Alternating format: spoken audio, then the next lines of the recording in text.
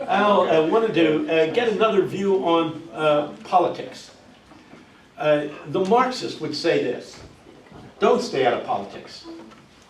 But the reason to get into politics is that the political system is able to control the economic system. That was true in the United States. The political system could, in fact, control the economic system. 30 years ago, it began to change. Today, the economic system controls the political system. And you know that it does.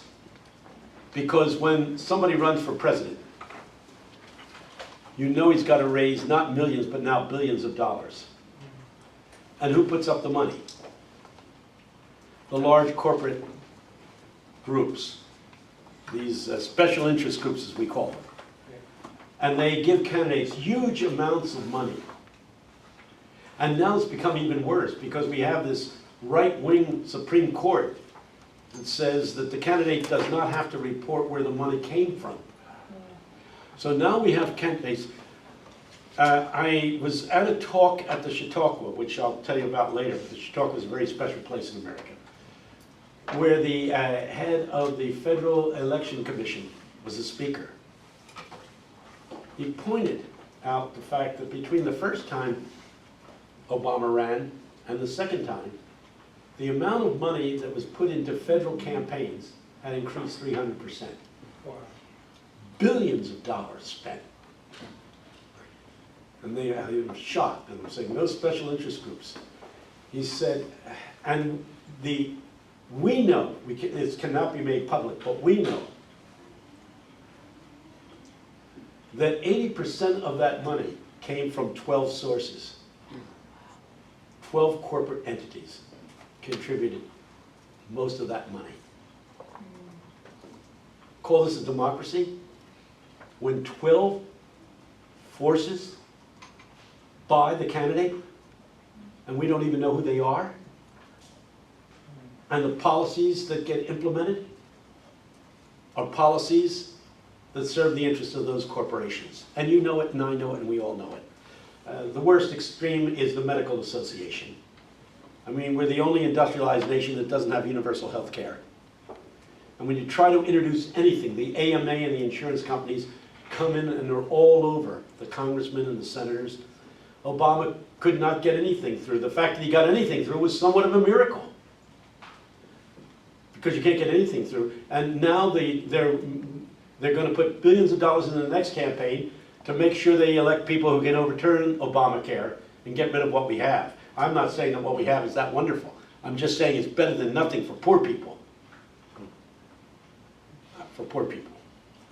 There's still, I mean, there are 44 million Americans before Obamacare. 44 million Americans had no health care whatsoever. Now there is still going to be about 20 million who don't have any health care, even under Obamacare. But it's, at least it's a step in the right direction.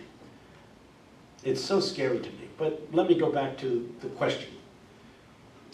Marx would say the only reason to get into politics is that when you seize political power, you can in fact establish a dictatorship.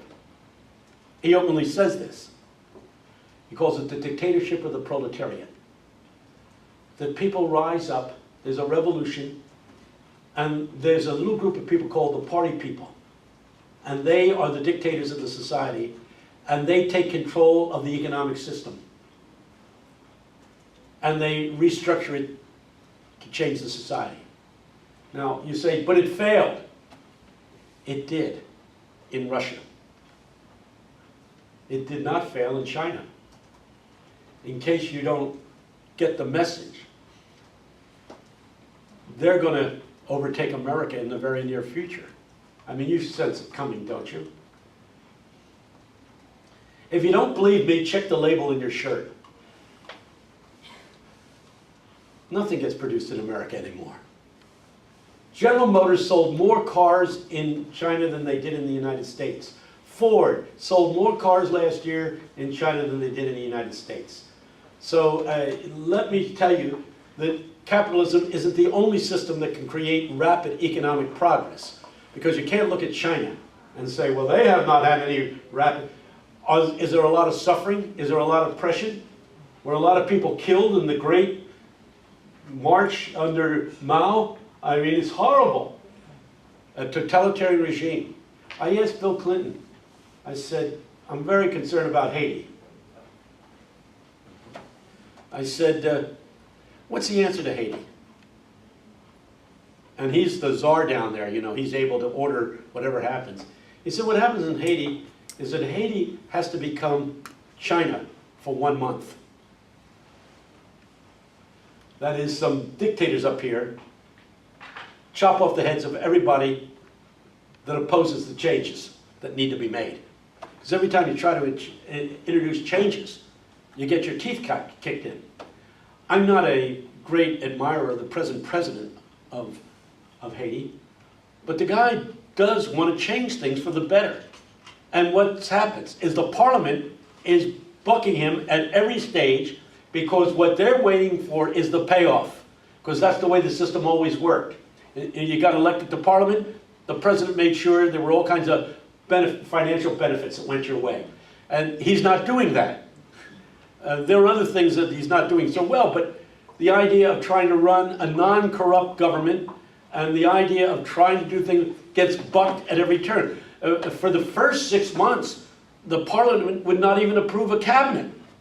I mean, isn't that right? I mean, it's horrible. So, you know, wouldn't it be, I'm sure he wished he was Stalin and say to the guys in the parliament, if you vote against my policy, you're going to disappear. Which is what the old dictator, Duvalier, you know, you opposed Duvalier, you were dead. But he never did the good that he could have done.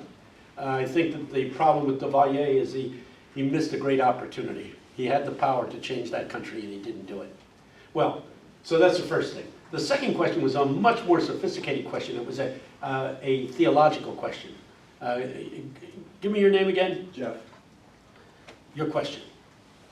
So yeah, you were mentioning the resurrection of the body, and how in funerals we say, you know, he's in heaven and we can't wait to get there, and so and you were trying to clarify that the resurrection of the body will take place at a certain time in the future, and so my question was, when Jesus is talking at the Mount of Transfiguration, when Jesus is talking with Moses and Elijah, yeah, they seem to have bodily form and are recognizable by the disciples. So I was just wondering what you thought about that.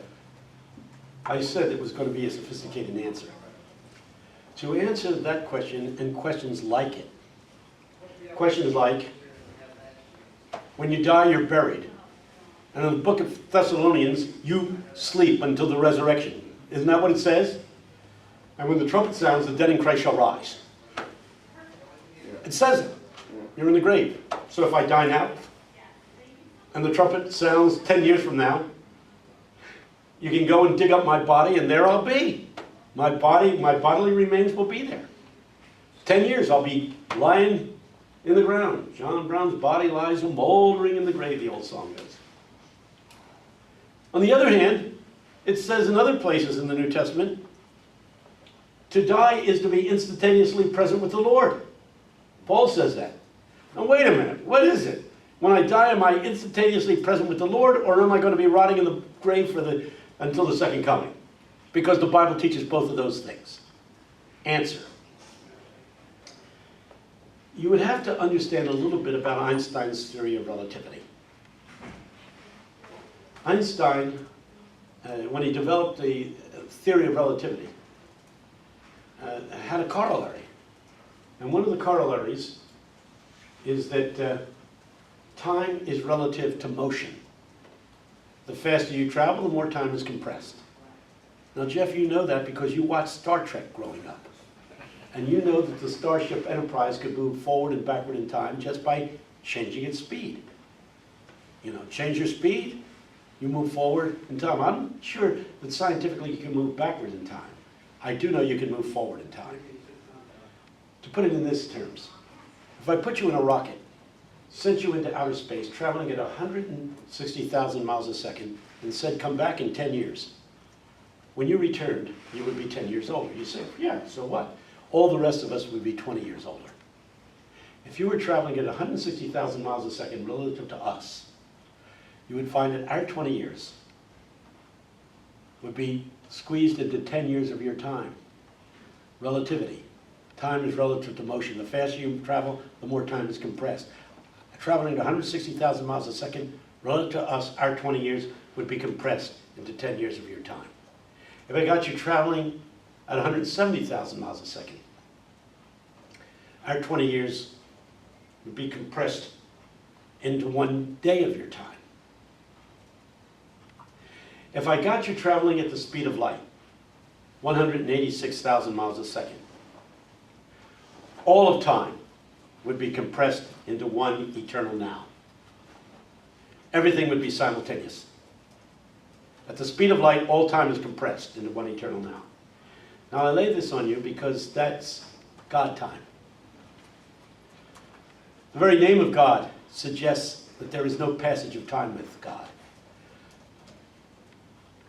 His name is what? Jehovah or Yahweh. Which means, I am that I am. That's a dumb statement. What do you mean, I am that I am? I never was. I never will be. I am. I am the great I am. It all happens now with me. When Jesus declared his divinity, he did it by saying what? Before Abraham was, I am. You say, wait a minute, that's bad grammar. You should have said, before Abraham was, I was. No, before Abraham was, I am. That's present tense for me. The 1,000 years is the day. The day is 1,000 years.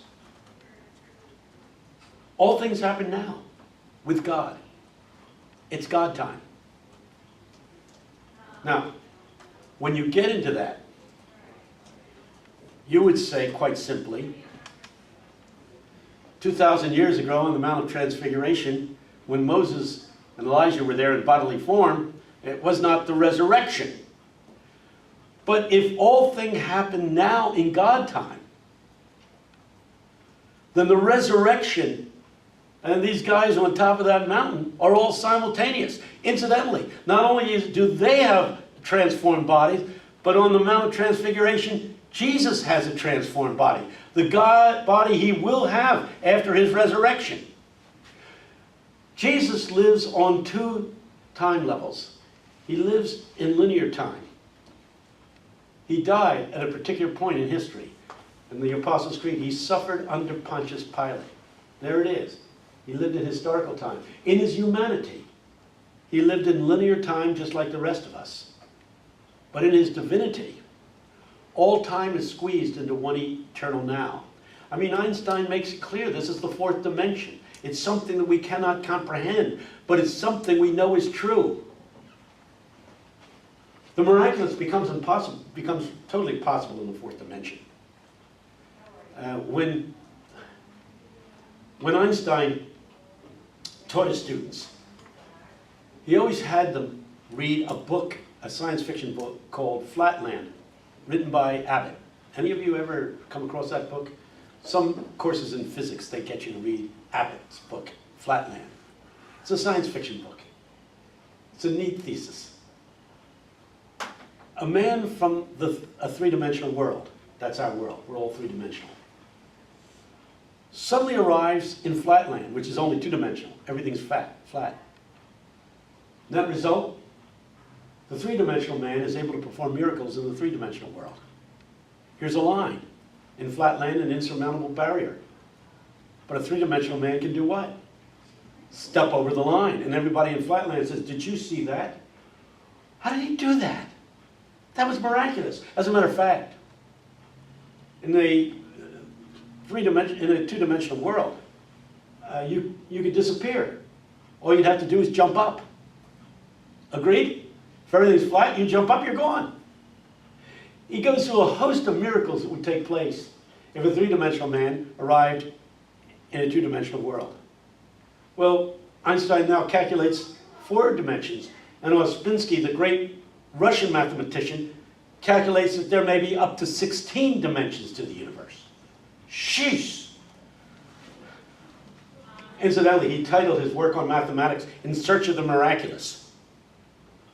Because what would appear miraculous becomes totally feasible within these multidimensional realities. You're moving into a form of quantum physics and a form of cosmology that defies imagination. We can't even imagine what it would be like for a four-dimensional person to appear in a three-dimensional world. He might be able to walk through a wall, he might be able to disappear, he might be able to do a lot of things that are impossible to those of us who are confined to three dimensions. Einstein's physics is incredible. It does this. If you go to the official theology of the Seventh-day Adventist, they have a paragraph on me. I'm so proud of that.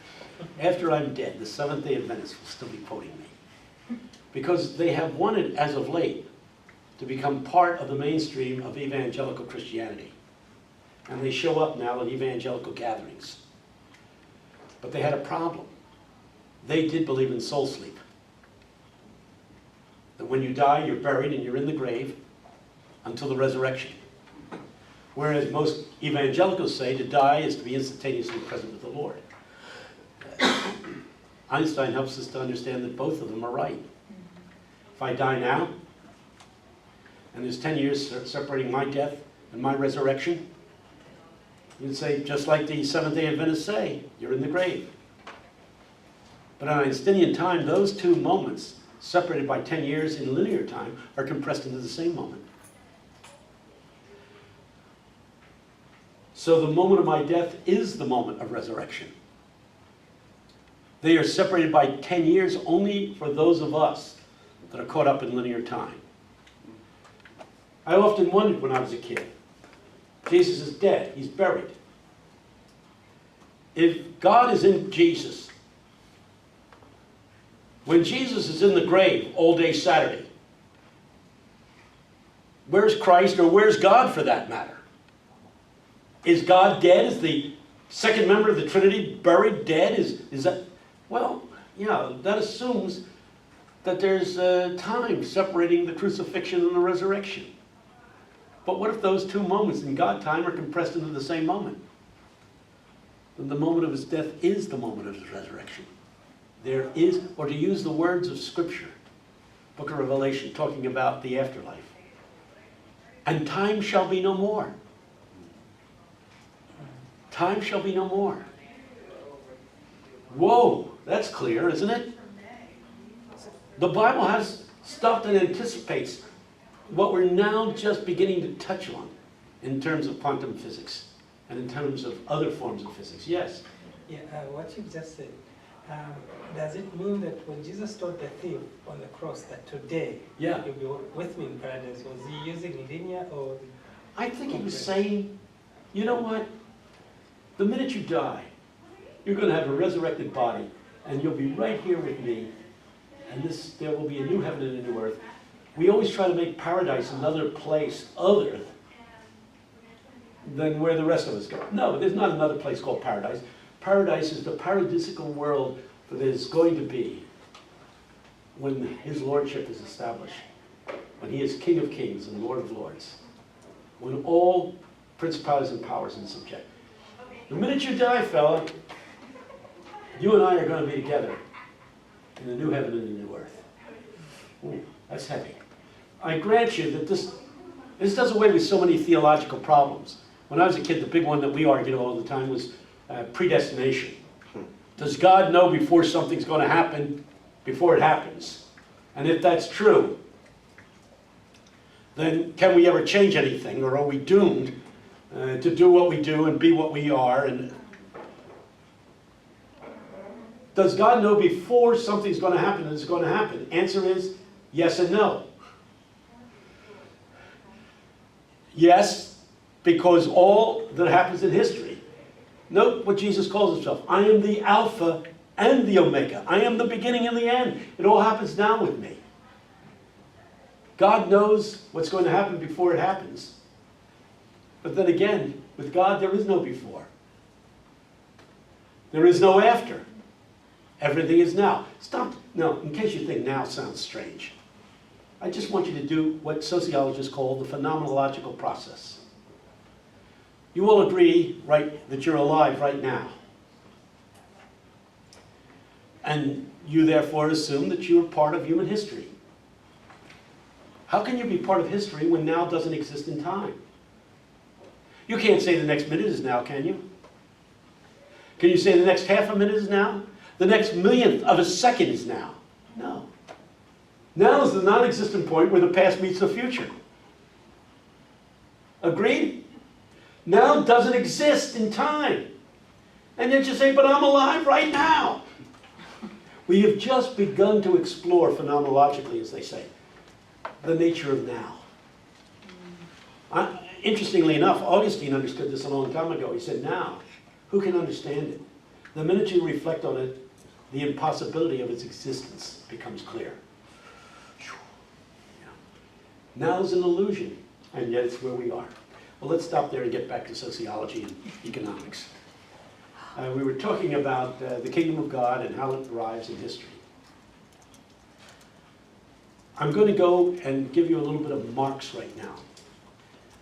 There are several views of social change. The two dominant ones are the theories of Karl Marx and the theories of Max Weber. Weber spelled W-E-B-E-R. Those Germans, you Germans never spell anything right. Max Weber and Karl Marx. Okay. Opening statement. Marx tells us that the elements of the substructure, just get the words for now. The elements of the substructure determine the structure of institutions in the superstructure. Simple language. I'll explain what this means, but you got to get the concept down.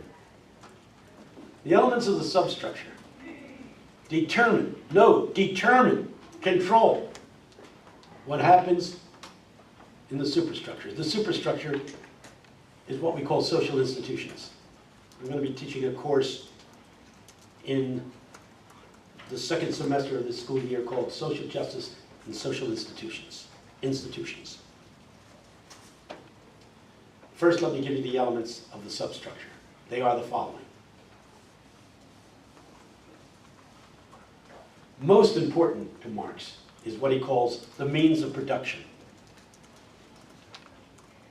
People need certain things to create what is necessary to live. Sustenance, housing, food, water. Okay? Whoever controls the means of producing clothing, housing, wealth, food, whoever controls the means of producing these things, whoever controls the means of producing what is necessary to live, whoever controls that is in control of the means of production. Whatever has to be produced in order to sustain life. Whoever controls the means of production. That's the first thing. The second thing, natural resources. It's okay to say, I got a factory that can build automobiles, but it presumes that you have access to steel and oil, automobile engines, and oil and gasoline, right? It presumes that there are certain natural resources that you need in order to produce stuff. Means of production, then you have natural resources. Next thing, division of labor.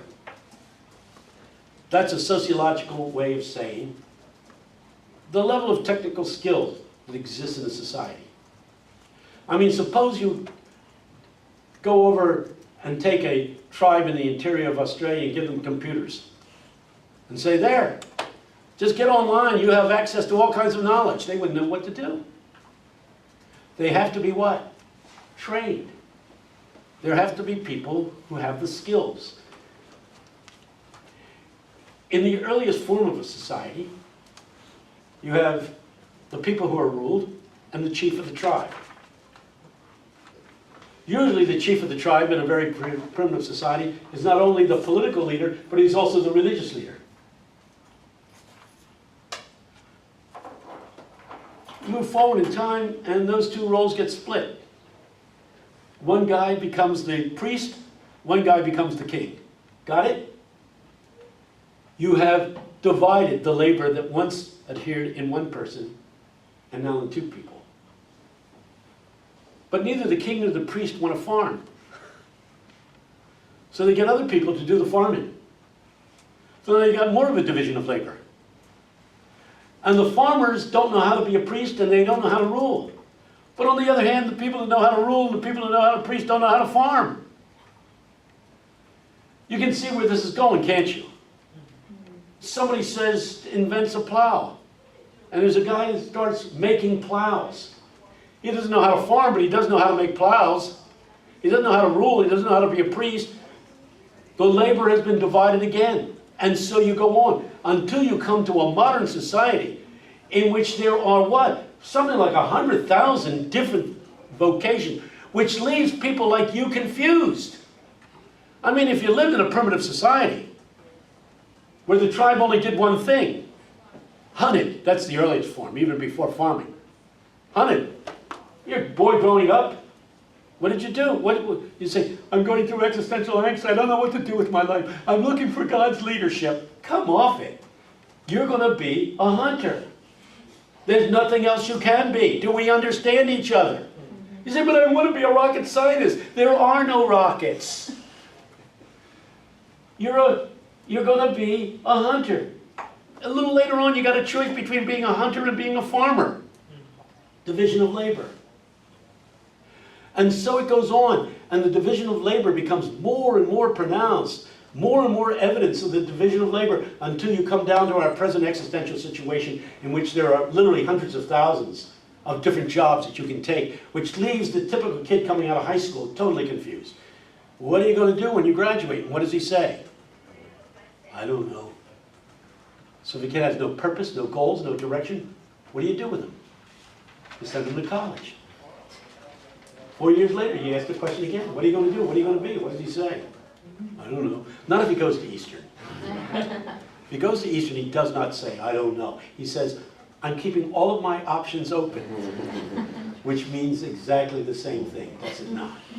And we have a real identity crisis for young people. Most young people are suffering an identity crisis because Marx says, in the end, and here's what Sartre, the existential, you are what you do. Your action determines your identity. And so this would be the way it goes.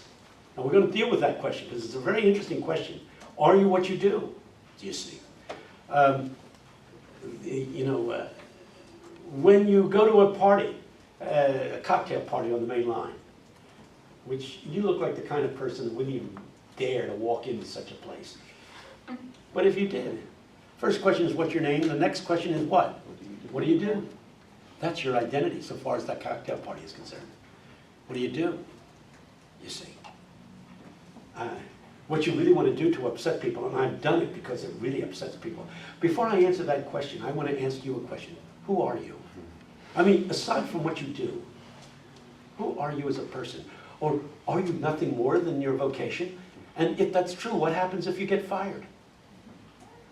And you see people all over this country who had vocations and got fired, and they don't know who they are anymore. Agreed?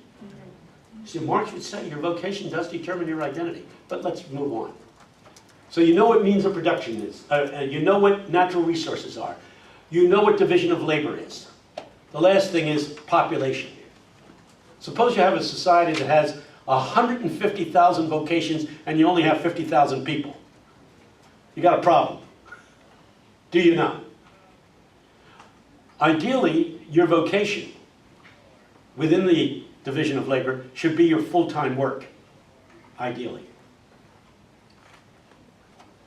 These are the elements of the substructure. Now we go to the superstructure. They are what we call the institutions of the society. The family being the first one. Let's talk about how the family is affected by what happens in the substructure. Here it comes. In the year 1900, which isn't that long ago, it's 114 years ago, 78% of all Americans were farmers. That was it. We're an agrarian society. The transformation from being a rural agrarian society into being an urban industrial society took place in less than 50 years. An incredible transformation. Now let me give you reality.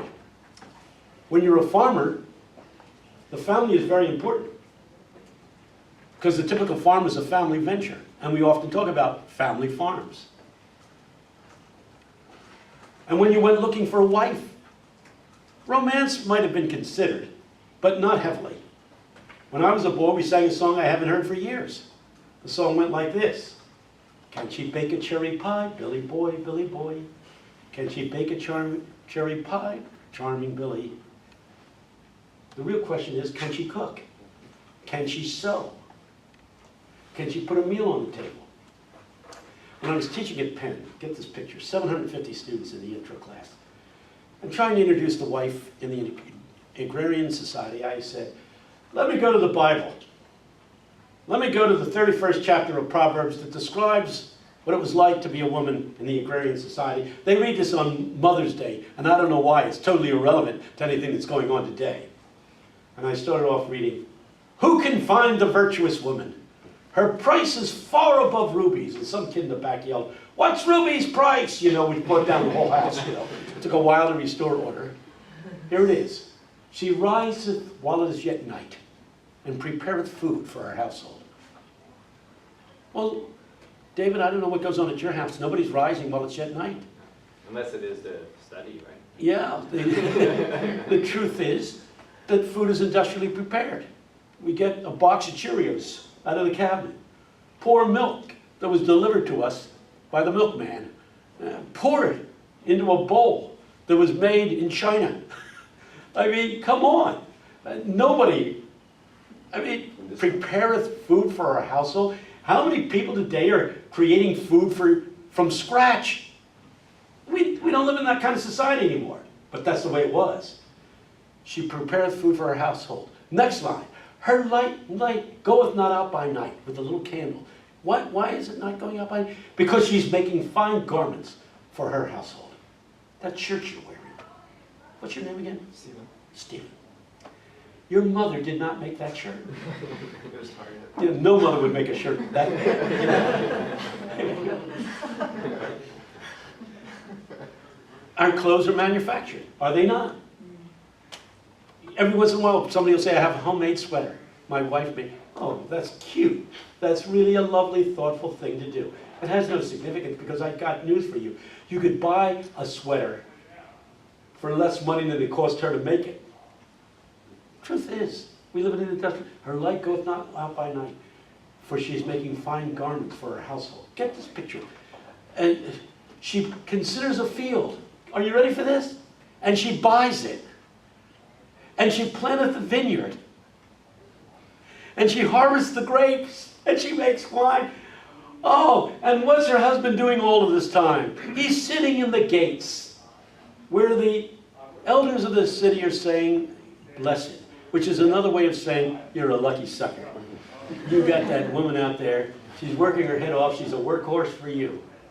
It's a very interesting role. Do you see that's the role of a woman back there and then? Obviously.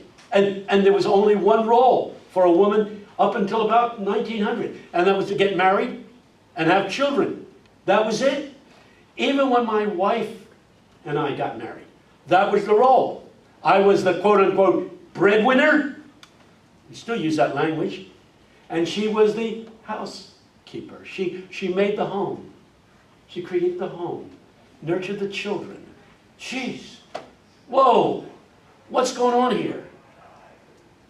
You move into an urban industrial society. Everything changes. You get married not because I don't know how many, any of you married, any of you women married? Women married. No, you've got single women here. Jeez. How many of you men are married? A few of you. Well, there's a few guys left, I just want you to know that. But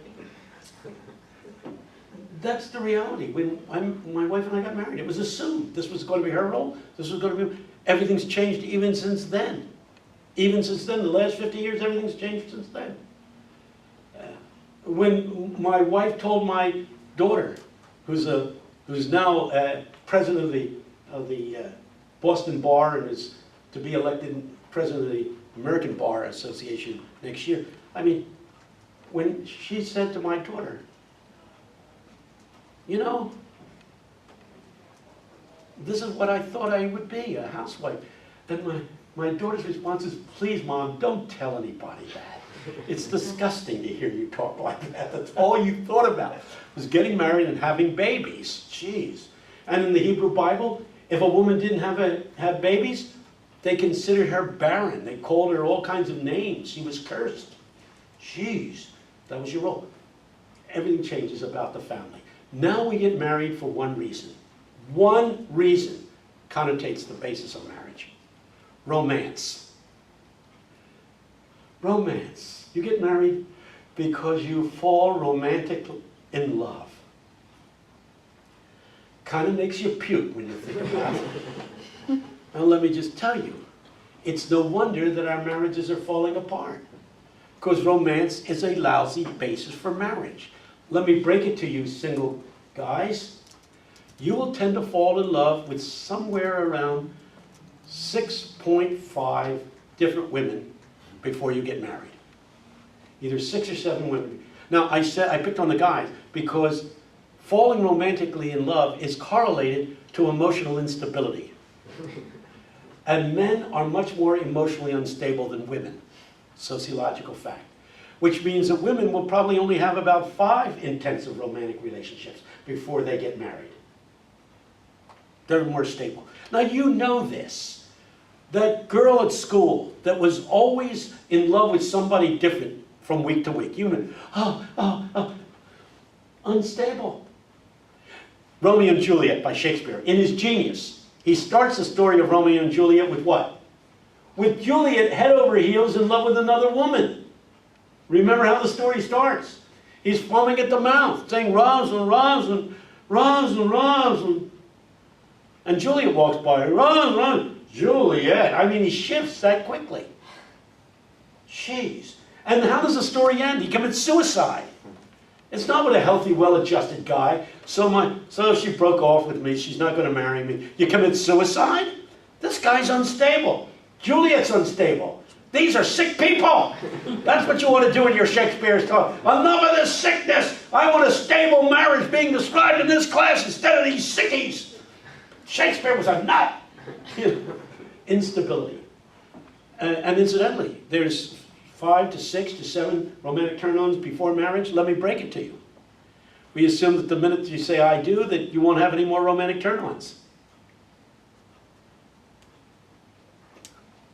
I hope that would be true.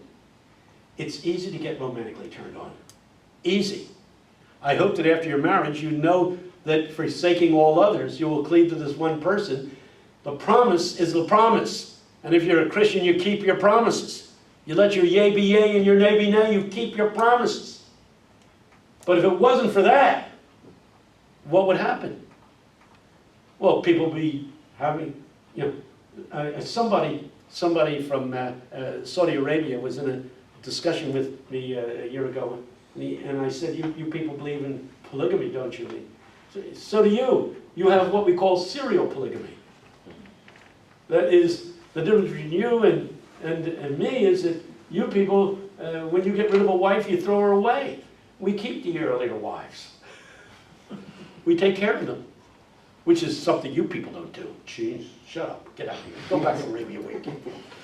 But you begin to see this, that the basis for marriage is romance, and romance is a destabilizing emotion.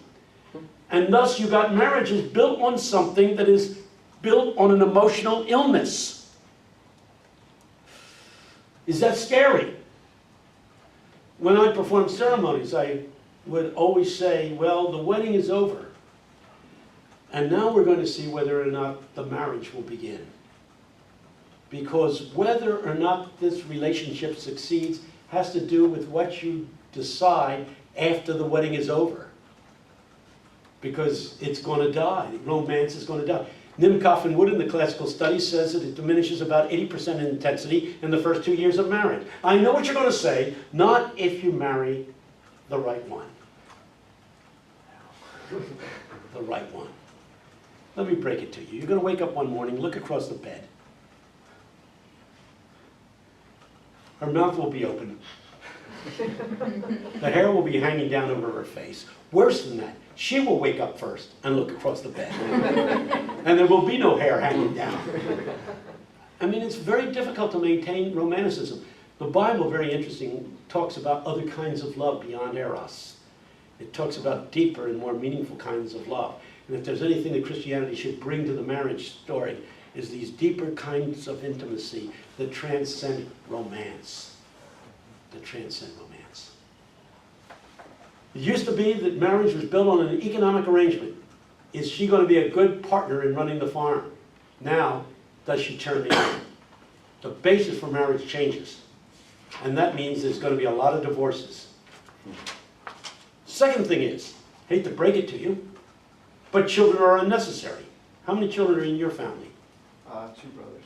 2 brothers. That's gone beyond the national average, you know. Yeah, we're down to 1.94 children per family. 1.94. Every time I say that, my son says to my daughter, you are the 0.94. But if you're a farmer, you want a lot of kids. Read the Bible. Blessed is the man who has many sons. Because if you're a farmer, the more sons you have, the bigger the economic enterprise. I mean, how many acres can you farm if you got 10 sons? How many acres can you farm? Jeez. As a matter of fact, prior to the Industrial Revolution, in terms of today's dollars, every time you had a child, you became $150,000 richer. In terms of what the child would cost to raise, in terms of what the child earned for you, you would come out $150,000 ahead. Now, if you have 10 kids, figure that. Man, you're going to be on Wealthy Street by the time the last one goes off. Now, without college, which as you know is an arm and a leg, it costs $250,000 to raise a child in America. I hate to say it, Jeff, Steve, but you are. Is your father a farmer? No, of course not. Then let me break it to you. You are what sociologists would call an economic liability. So when you go home today, look into the mirror, say, Steve, you are an economic liability. You have earned nothing for your parents. You haven't made your parents richer. You've made them poorer. You're a drain. And for this $250,000 that they spent on you, and another $100,000 when you went to college, what do they get for this $350,000? A Christmas card. Jeez, you are an economic liability. And no wonder, given that fact, that the American family becomes smaller and smaller and smaller and smaller until we're down to 1.94 children per family. Small families. Next thing. When you come up with a small family, you come up with a completely different personality type. There's a big difference between a child raised in a small family and a child raised in a large family. In a large family, the child learns to adapt to the expectations of a group. I did research on a large family in North Dakota when I was doing graduate work. Lived with them for a week. Large family in North Dakota. Why North Dakota? Because what else is there to do in North Dakota except to have children? They're all farmers. So here were 11 kids, mother and father, myself. Add that up. 11, 12, 13, 14 for a week. 1 bathroom. Yes. I'm going to tell you, no problem, because everybody's time in the bathroom was timed in the morning. You were given your 4 minutes. Every movement was timed, and you can take that any way you want to take that. But you get in there, you get out of there. We fit into a system. When we came down for dinner, it was lovely. We all sat around the table. We all held hands while the father led in prayer. Do you know why we were holding hands? So nobody would steal the food while we were praying. You see, if you have a small family, 2 children, the kid leaving for school in the morning can say, mother would say, what time will you be home for dinner, honey? Well, even with 3 kids. Steve, what time will you be home? You say, well, I'll be home at 5:30. Fine, we'll have dinner at 5:30 then. Large family. You don't say, Steve, what time would you like dinner tonight? Got 12 kids in this family. You say, Steve, dinner will be at 5:30. If you're here, you eat. You don't show up at 5:30. There will be some degree of rejoicing. I mean, in a small family, the kid can just look at the food and say, I don't like this. I don't like it.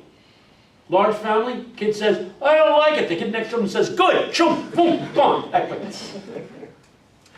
In the large family, the child learns to adapt to a group.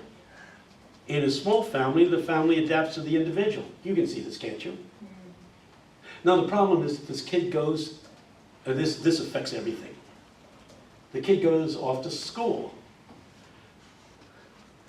I went to Bryant School in West Philadelphia.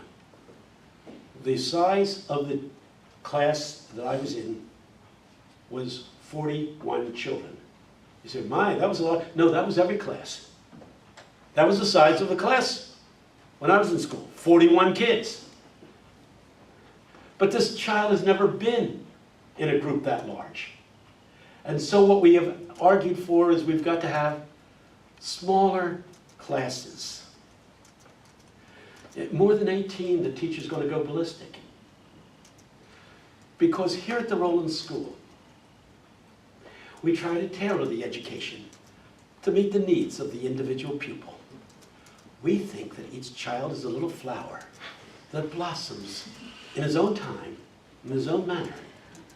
And we would do nothing to rush that blooming or stifle that. We think each student is an individual that blossoms in his own way and in his own time. And that's beautiful.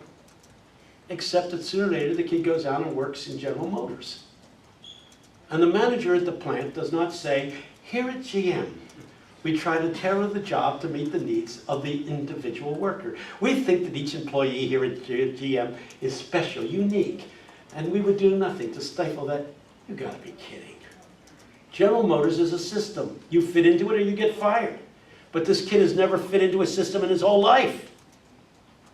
How does he handle it? Answer, he puts off becoming an adult as long as possible. Please understand, when I was a kid, the thing we longed for was the day we could get out of short pants and wear long pants. We wanted to be adults. Now, the adults can't wait for the day, then they can what? Get rid of the long pants and get into short pants. Kids used to dress like that, not grown men. I mean, I assure you, if back in 1940, they would be shocked. If you, what's he trying to do, dressing like a little boy? That's what they would have said. And you're no better. I see your needs too. Yeah, okay. But do you see what we're dealing with? What we're dealing with is that the economic system, the massive structure we have, is producing kids that are dysfunctional. They don't fit into the system. And therefore, they put off becoming adults as long as possible. This is scary. Are you beginning to see how changes in the substructure, moving from a rural agrarian society where everybody was a farmer, changes the size of the family, the basis for getting married, the personality structures of the individuals raised within the family? In fact, this is called economic determinism. The economics of the structure determine everything. We got as far as what? As the means of production. And we'll explain the next postulate. Whoever controls the means of production controls the society.